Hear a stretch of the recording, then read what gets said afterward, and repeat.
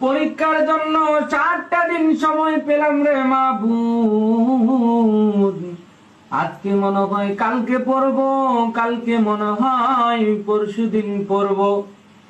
এইভাবে করতে করতে 7 দিনের মধ্যে 5টা দিন চলে গেল রে মাবুদ।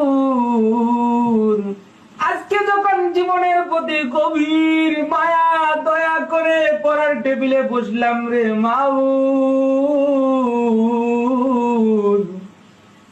একবার বিছানাটাকে আয় বাবা, একবার শুয়ে যা, একবার মোবাইলটাকে আয় রে বাবা একটু চাপাচাপি করে যা।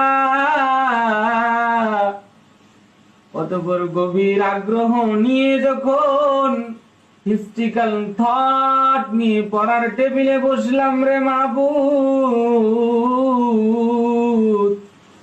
একবার পড়ি উমায়া খেলাফত, আরেকবার পড়ি আব্বাসীয় খেলাফত।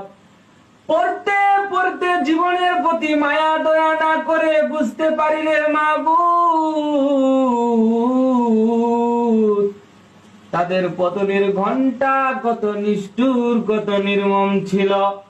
আয় রব্বুল আলামিন, আজকে আমি ফাঁকিবাজি করেছি, পড়ি নাই,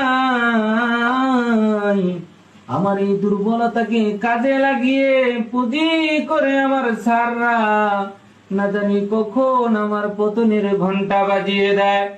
আয় রব্বুল আলামিন, তোমার কাছে ফরিয়াদ করতেছি রে মাবুদ, এইবার আমার মেধাকে খুলে দাও, পরবর্তী সময়ে আর আমি ফাঁকিবাজি করব না।